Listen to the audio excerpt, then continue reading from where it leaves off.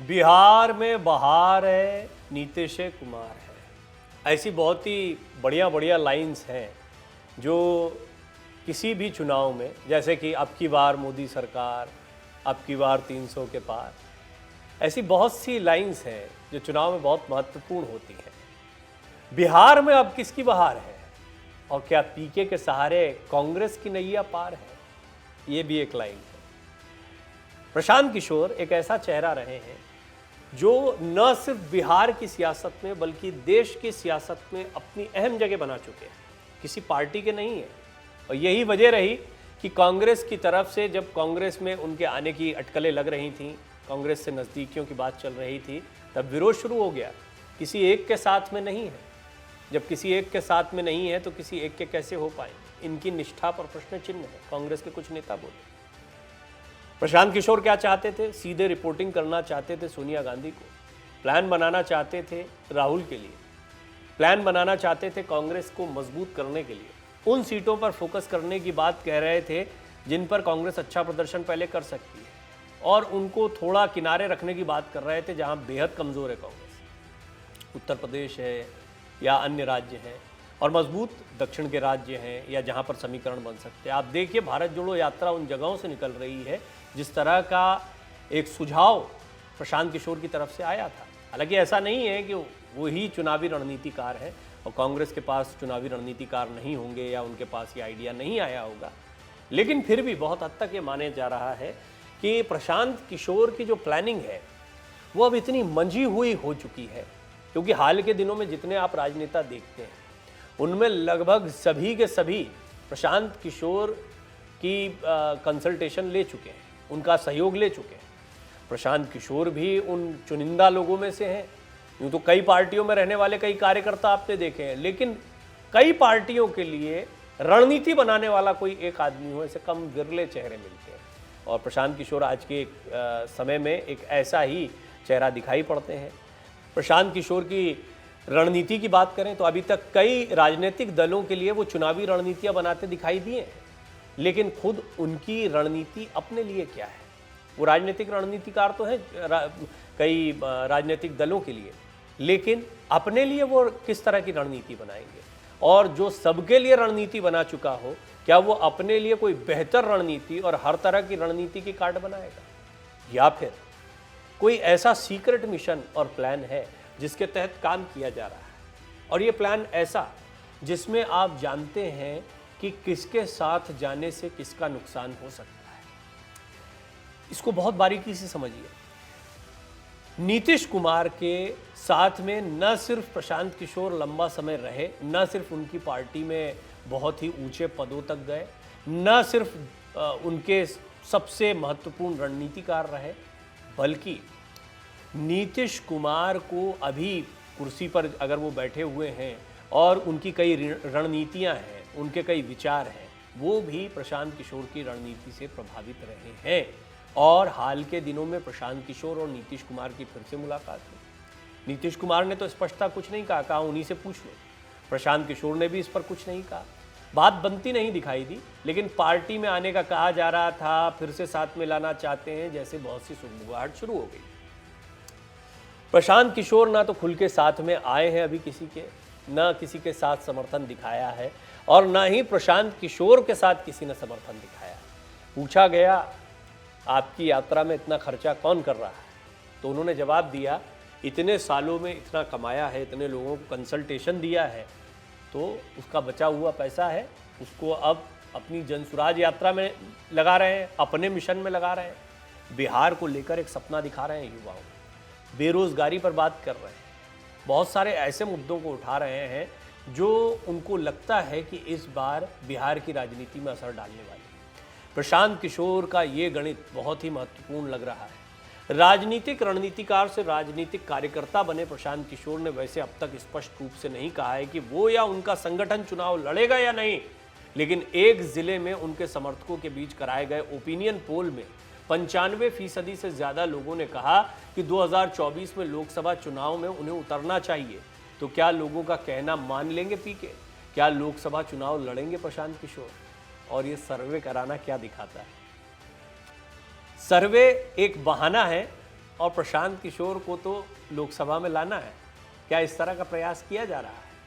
प्रशांत किशोर को चुनाव लड़ना चाहिए, नहीं लड़ना चाहिए, और वो तो माहिर आदमी है, ये सर्वेज के उनकी पूरी अपनी टीम है, बहुत अच्छा काम करते रहे कई राजनीतिक दलों के लिए। अब बड़ा सवाल है, क्या पीके को लोकसभा चुनाव में उतरना चाहिए? ये सवाल लेकर जनता के बीच जाते ही नहीं अगर उतरने का मूड नहीं होता तो। लेकिन कोई उनको उतार दे या वो खुद उतर जाए, ये बड़ा सवाल है।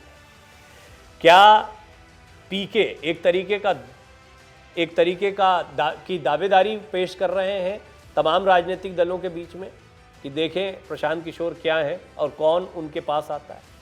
या प्रशांत किशोर जिसके साथ जाएंगे पहले उसकी जीत की संभावनाओं को तलाश लेंगे, उनका आकलन कर लेंगे और उसके बाद चुनावी मैदान में उतरेंगे? ये तय मानिए कि लोकसभा चुनाव 2024 को लेकर प्रशांत किशोर की ये यात्रा और उनका ये सर्वे और उनकी ये चुनावी रणनीति बहुत कुछ बयां कर रही है। प्रशांत किशोर ये जानते हैं कि बिहार में अगर वो थोड़ा बहुत भी उलटफेर लोकसभा चुनाव के लिहाज से कर पाए तो ये सभी के लिए चौंकाने वाला हो सकता है और उनकी ताकत को दिखाने वाला भी हो सकता है, जिससे आगे के दौर में उनकी सियासी पिच मजबूत हो सकती है, जो कि अभी तक सिर्फ एक रणनीतिकार की रही है। एक बड़ा सवाल जो उन्होंने सर्वे में पूछा है, मैं आपके सामने रखना चाहूँगा, क्या प्रशांत किशोर को लोकसभा चुनाव में उतरना चाहिए? क्या होगी उनकी कामयाबी? आपको क्या लगता है? इस पर अपनी टिप्पणी ज़रूर करें और आपकी टिप्पणियाँ बहुत महत्वपूर्ण होती हैं हमारे हर कार्यक्रम के दौरान। तो क्या प्रशांत किशोर को लोकसभा चुनाव में उतरना चाहिए? बहुत महत्वपूर्ण सवाल है। बहरहाल इस पोल को आप यहाँ पर भी रख सकते हैं, यहाँ पर भी अपनी राय रख सकते हैं, लेकिन बाकायदा ये प्रशांत किशोर की टीम की तरफ से भी करवाया गया। इस पोल के बाद इस बात को मजबूती मिली कि वो चुनावी रण में उतर सकते हैं, क्योंकि उन्होंने अक्सर कहा है कि उनकी पदयात्रा के साथ ही इस मुद्दे पर अंतिम निर्णय लेंगे। वो बिहार में पदयात्रा कर रहे हैं। आयोजकों ने बताया कि उनकी जनसुराज पदयात्रा ने रविवार यानी 8 जनवरी को उनके समर्थकों के बीच पहला पोल कराया कि उन्हें संसदीय चुनाव लड़ना चाहिए या नहीं। उन्होंने कहा कि सर्वेक्षण में जिन लोगों ने भाग लिया वो पूर्वी चंपारण के लोग हैं। लोकसभा चुनाव के चलते पीके समर्थकों ने सर्वेक्षण कराया। अब सर्वेक्षण कराने की जरूरत ही नहीं पड़ती, मन होगा उसका आकलन करना है, पूछ रहे हैं, ये बताया जाता है, कहने का एक ढंग होता है, लेकिन स्पष्टता इशारा कर दिया गया है कि लोकसभा चुनाव लड़ने का मन तो बना लिया है। लोकसभा चुनाव अपने पार्टी के दम पर लड़ रहे हैं, किसी पार्टी का सहयोग करते हुए लड़ रहे हैं, अपने कार्यकर्ताओं के साथ किसी पार्टी के साथ जा रहे हैं, या फिर किसी बड़ी पार्टी को बड़ा फायदा देते दिखाई देंगे। उदाहरण के लिए कांग्रेस से उनकी नज़दीकियों पर तो बहुत प्रश्न उठाया ही नहीं जा सकता। कांग्रेस की तरफ से ज़रूर प्रश्न उठाए गए। अब की बार जब गए थे प्रशांत किशोर कांग्रेस के नज़दीक, तो यहाँ पर मकसद चुनावी रणनीतिकार बनना नहीं था, महज सलाह देना नहीं था, पार्टी में महत्वपूर्ण पद हासिल करना भी था और सीधे सोनिया गांधी को रिपोर्ट करना था। मान लीजिए केंद्र की राजनीति में, और अब तब जबकि कांग्रेस को थोड़ी सफलता राहुल की नई ब्रांडिंग, भारत जोड़ो यात्रा और इन सब यात्राओं के जरिए मिल रही है। एक यात्रा जो नहीं निकाली जहाँ पर, वो कहाँ थी जगह? वो जगह है बिहार। यात्रा नहीं गई यहाँ पर, लेकिन यहाँ यात्रा कौन निकाल रहा है? यहाँ यात्रा निकाल रहे हैं प्रशांत किशोर। मैंने एक रिपोर्ट आपको पहले भी दिखाई थी कि जहाँ कांग्रेस की यात्रा नहीं निकल रही है वहाँ प्रशांत किशोर की यात्रा निकल रही है। कोई समीकरण जुड़ता है क्या? बिल्कुल दूरियां नहीं हो सकती हैं प्रशांत किशोर और कांग्रेस की, यदि कांग्रेस खुली बाहों से उनका अभिवादन करती है, उनको स्वीकार करती है, क्योंकि प्रशांत किशोर तो गए थे कांग्रेस के पास। अब कांग्रेस की आपत्ति क्या है और किन लोगों की आपत्ति है कि कई दलों के साथ लिए रणनीति बना चुके हैं, निष्ठा पर प्रश्न उठता है और अब भी इनका साथ रहेगा। ममता बनर्जी हैं, केसीआर हैं, जो कांग्रेस के समर्थन में नहीं है। लेकिन आप सोचिए, ऐसा व्यक्ति विपक्षी एकता के लिहाज से कितना महत्वपूर्ण हो सकता है, जिसकी पकड़ हर दल में हो। और 2024 को लेकर क्या ये एक महत्वपूर्ण कदम हो सकता है? इस पर ज़रा गौर करिए और अपनी राय भी रखिए। नवंबर में जब अभियान ने पश्चिम चंपारण जिले में उनके समर्थकों के बीच इस बात पर सर्वेक्षण कराया था कि इस अभियान को एक राजनीतिक दल की शक्ल देनी चाहिए या नहीं देनी चाहिए, तब 2887 में से 2808 लोगों ने, करीब 97% ने प्रशांत किशोर का समर्थन किया था। ये जो जनसुराज यात्रा चला रहे हैं, इसको एक राजनीतिक दल की शक्ल दे देनी चाहिए। कहाँ कहाँ पर ये यात्रा निकाली गई है उसको भी देखिए कि किन किन अपने प्रभाव वाले क्षेत्रों में या किन क्षेत्रों में अपना प्रभाव जमा रहे हैं। किसी भी तरीके से इस बात को आप कह सकते हैं। प्रशांत किशोर एक बड़ी मुहिम पर निकले हैं, आसान नहीं है, लेकिन इसे पूरा करने के लिए प्रशांत किशोर लगभग 12 से 15 महीने तक बिहार की 3500 किलोमीटर की दूरी तय कर जनता के बीच लगातार रहेंगे और जनता की नब्ज को टटोलने की कोशिश करेंगे। इसकी शुरुआत उन्होंने अक्टूबर महीने में पश्चिमी चंपारण के भितिहरवा से की थी और अब पूर्वी चंपारण में वो प्रवेश कर चुके हैं। कांग्रेस के साथ बात बनी या नहीं बनी, इसको अभी कहना बहुत मुश्किल है। कहने को कह सकते हैं नहीं बनी, लेकिन तमाम कयासों को विराम भी लगा था। हर चुनावी रणनीतिकार जो है वो प्रशांत किशोर की तरह शोहरत हासिल करना चाहता है, लेकिन प्रशांत किशोर खुद पूर्णकालिक राजनीति में आना चाहते हैं, एक बड़े राजनीतिक दल का ठप्पा चाहते हैं। कांग्रेस में शामिल होने का प्रस्ताव उनको दिया गया। अब 2 इसके वर्जन आते हैं। कांग्रेस में शामिल होने का प्रस्ताव उन्होंने ठुकरा दिया, जैसा इनकी तरफ से कहा जाता है, और उनकी निष्ठा पे प्रश्न चिन्ह था, पार्टी में एक मत नहीं था, ये कांग्रेस की तरफ से आता है। राहुल गांधी, प्रियंका गांधी, ये सभी लोग पसंद करते थे इनके कार्य प्रणाली को और इनके जो सुझाव थे उनको पसंद किया गया। कांग्रेस अध्यक्ष सोनिया गांधी भी उसमें शामिल हुए, क्योंकि ये सारी कई दौर की बातचीत के दौरान बने रहे। पीके इन लोगों से बातचीत करते रहे और पीके चाहते थे कि वो सीधे सोनिया गांधी को रिपोर्ट करें। खैर अब तो रिपोर्टिंग बॉस ही बदल गए हैं। राहुल गांधी खुद कहते हैं कि मेरे रिपोर्टिंग बॉस जो है अब मल्लिकार्जुन खड़गे हैं। खड़गे का भी उस समय पर क्या सुझाव रहा होगा कहना बड़ा मुश्किल है। दिग्विजय सिंह ने जो बात कही थी वो सबको पता है। कमलनाथ हैं, अशोक गहलोत भी हैं, हालांकि वो अपना राजस्थान में चल रहा है उनका सियासी घमासान, लेकिन फिर भी ये वो महत्वपूर्ण नाम है जिनके राय शुमारी जो है अब भी महत्वपूर्ण होती है। तो हो सकता है प्रशांत किशोर को लेकर सब एक मत नहीं थे। प्रशांत किशोर के सुझावों पर रिपोर्ट देने के लिए सोनिया गांधी ने 8 वरिष्ठ नेताओं की एक कमेटी बनाई थी। इसमें प्रियंका गांधी, दिग्विजय सिंह, पी चिदम्बरम, अंबिका सोनी, रणदीप सुरजेवाला, मुकुल वासनिक, जयराम रमेश, केसी वेणुगोपाल शामिल थे।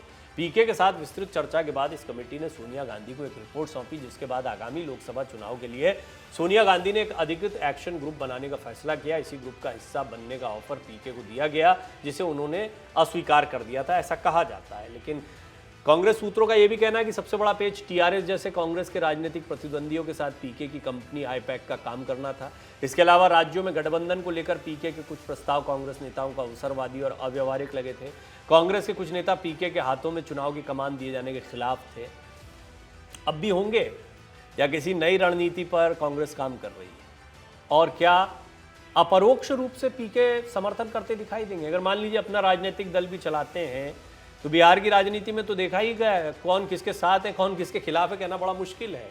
लिहाजा पीके किसके साथ जाएंगे, किसके खिलाफ होंगे, खुल के अपने पत्ते नहीं खोलेंगे, क्योंकि उनको अपनी राजनीतिक जमीन मजबूत करनी है।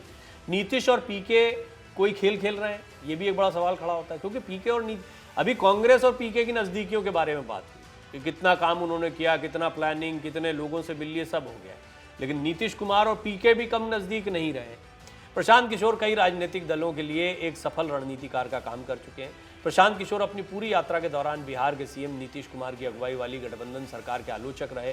प्रशांत किशोर की ये पदयात्रा गांधी की जयंती 2 अक्टूबर को बेतिया से शुरू हुई और 2021 में पश्चिम बंगाल विधानसभा चुनाव के बाद किशोर ने कहा था कि वो अब किसी राजनीतिक दल के चुनावी प्रबंधन का हिस्सा नहीं होंगे, यानी वो अब पूर्णकालिक राजनीति का हिस्सा बन रहे हैं। खुद राजनीतिक दल बनाएंगे या किसी राजनीतिक दल के साथ जुड़ेंगे।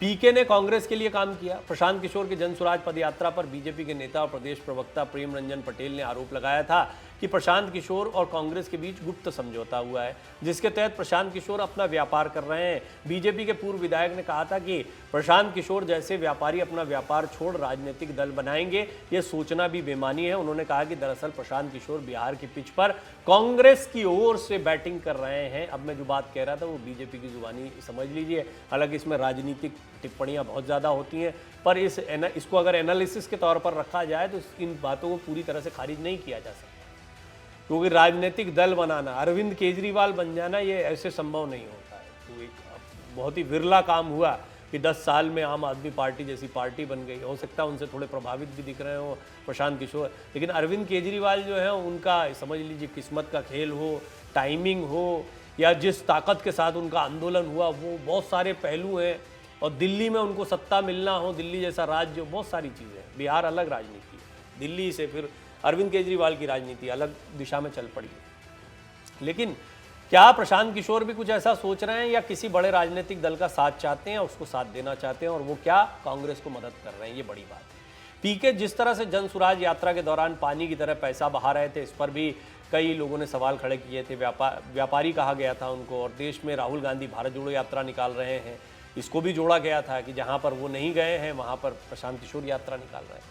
बीजेपी के खिलाफ पीके की रणनीति क्या रही है, और बीजेपी बनाम सारे दल जो बिहार की राजनीति है उसको थोड़ा सा समझ लेते हैं। यहाँ पर प्रशांत किशोर ने 2014 में नरेंद्र मोदी के लिए चुनावी रणनीति बनाने का काम किया था, जिसके बाद वो सुर्खियों में आए थे। बीजेपी की 2014 की जीत में पीके ही अहम भूमिका में रहे, लेकिन नरेंद्र मोदी के पीएम बनते ही बीजेपी के साथ उनके रिश्ते बिगड़ गए।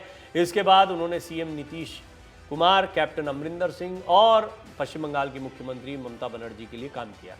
कांग्रेस, आरजेडी, नीतीश सबके साथ काम करने की कोशिश की और साथ साथ दिखने की कोशिश उन्होंने सितंबर 2022 में प्रशांत किशोर ने जब नीतीश कुमार से मुलाकात की थी तब दिखाने की कोशिश की। दोनों की ये मुलाकात पटना स्थित सीएम हाउस में हुई थी। उस वक्त ये कयास लगाए जा रहे थे कि क्या फिर से नीतीश कुमार के साथ प्रशांत किशोर आएंगे, हालांकि ऐसा हुआ नहीं। अंदर खाने क्या बातें हुई ये किसी को नहीं पता है, मगर अब पीके ने स्वयं ही इसका खुलासा करते हुए कहा कि नीतीश कुमार उन्हें अपना उत्तराधिकारी बनाना चाहते थे, लेकिन उन्होंने ऑफर को ठुकरा दिया। और वो ये भी कह चुके हैं कि जनता दल यूनाइटेड के पास अब बहुत कुछ बचा नहीं है, लगातार ग्राफ गिर रहा है नीतीश कुमार का। ये बात सही भी है। अब आगे क्या होगा, क्योंकि उन्होंने बहुत सारे प्रयोग किए हैं, मुख्यमंत्री तो बने रहे लेकिन हर बार अपने सहयोगियों को बदलते रहे हैं। ये प्रयोग क्या भारी पड़े हैं, और क्या जनता दल यूनाइटेड की घटती सीटों की असली वजह यही है? प्रशांत किशोर तो यही कहते हैं। प्रशांत किशोर ने जन सुराज यात्रा के दौरान लोगों को संबोधित करते हुए बताया कि नीतीश कुमार ने उन्हें मुलाकात के दौरान ये ऑफर दिया था कि उनका उत्तराधिकारी बन जाएं, लेकिन मैंने इनकार कर दिया क्योंकि मुझे किसी का उत्तराधिकारी नहीं बनना है। बिहार के लोगों से जो वादा किया है उसे पूरा करना है। अब एक और महत्वपूर्ण बात है जो अंत में आपके सामने रखना चाहूँगा, वो है खतरे में महागठबंधन। ये इसलिए भी महत्वपूर्ण है क्योंकि महागठबंधन तो हमेशा से ही खतरे में था भी नहीं। अभी कुछ समय पहले ही जब नीतीश कुमार ने एनडीए का साथ छोड़ा तो महागठबंधन अस्तित्व में आ गया। जिस दिन फिर कोई साथ छोड़ देगा महागठबंधन खतरे में आ जाएगा। अभी क्यों है वो समझ लेते हैं। बिहार में राजनीतिक पंडितों का मानना है कि आने वाले दिनों में विपक्षी महागठबंधन में बिखराव हो सकता है। इन कयासों के बीच पीके के यदि लोकसभा चुनाव के लिए मैदान में आने की बातों में कुछ दम दिखाई पड़ा तो कहीं ना कहीं महागठबंधन के लिए मुश्किल भरा दिन साबित हो सकता है। बिहार के 5 लोकसभा सीटों पर हुए उपचुनाव में सीटों को लेकर तेजस्वी यादव और कांग्रेस आमने सामने आ गए थे। सीटों पर फंसे पेच के कारण कांग्रेस ने यहाँ तक कह दिया था कि वो तेजस्वी यादव को अपना नेता नहीं मानते। यदि सीटों को लेकर ऐसे ही आपसी मतभेद रहे तो लोकसभा चुनाव में महागठबंधन बिखर सकता है। ये स्थिति बनेगी, निश्चित तौर पर बनेगी। पीके की नज़र इसी पर है। अब पीके क्या सुझाव देंगे और किसको देंगे, ये बड़ा सवाल है। क्या जैसा बीजेपी कह रही है कि पीके कांग्रेस को फ़ायदा पहुंचाने की कोशिश कर रहे हैं, तो कांग्रेस के लिए कोई ज़मीन बना पाएंगे, अपने लिए कोई ज़मीन बनाएंगे जिसमें कांग्रेस मदद कर पाए या कोई और मदद कर पाए, कुछ भी संभावना हो सकती है। पीके कैसे अपनी ताकत बढ़ा रहे हैं? चुनावी रणनीतिकार प्रशांत किशोर बिहार में जनसुराज अभियान के सहारे बिहार की जनता का मूड समझने में लगे हुए हैं। पीके जानते हैं कि बिहार में बिना नीतीश के बीजेपी का जीतना आसान नहीं है। ऐसे में यदि पीके की महागठबंधन के साथ नहीं बनती है तो क्या वो बीजेपी के साथ जाएंगे, या जनता का मूड जानना, ये अब भी अपने काम में लगे हुए हैं लेकिन पूरी राजनीतिक अंदाज में लगे हुए हैं। एक संगठन बनाकर निकले हैं, पार्टी बनाकर निकले हैं। निश्चित तौर पर अगर बड़े राजनीतिक परिवर्तन की बात करें तो कोई बड़ा राजनीतिक दल उनके साथ आता है, उनको कांग्रेस में संभावनाएं तो दिखी होंगी, देखिए आप चाहे जो माने। लेकिन प्रशांत किशोर जब कांग्रेस के पास गए थे तो वो संभावनाशील कांग्रेस को देखते हुए गए थे। उन्हें पता है कि पूरे देश में अगर 2024 में लोकसभा सीटों के लिहाज से किसी के लिए रणनीति बनाई जा सकती है तो वो कांग्रेस है। कांग्रेस में वो पोटेंशियल दिखता है। कम से कम प्रशांत किशोर की तो यही सोच है। अब क्या बिहार में जहां पर कांग्रेस कमजोर है और उत्तर प्रदेश में जहां पर कांग्रेस कमजोर है, इन पर कांग्रेस किसी खास रणनीति पर काम कर रही है, ये बहुत बड़ा सवाल है। और इसमें प्रशांत किशोर कितनी मदद करेंगे ये भी एक बहुत बड़ा सवाल है। आपको क्या लगता है? अपनी राय जरूर रखें। अगर आप ये वीडियो YouTube पर देख रहे हैं तो हमारे चैनल को सब्सक्राइब करें और बेल आइकन को दबाना ना भूलें। अगर आप Facebook पर ये वीडियो देख रहे हैं तो हमारे पेज को लाइक करें। डाउनलोड करें अमर उजाला ऐप और पाएं खबरें लगातार।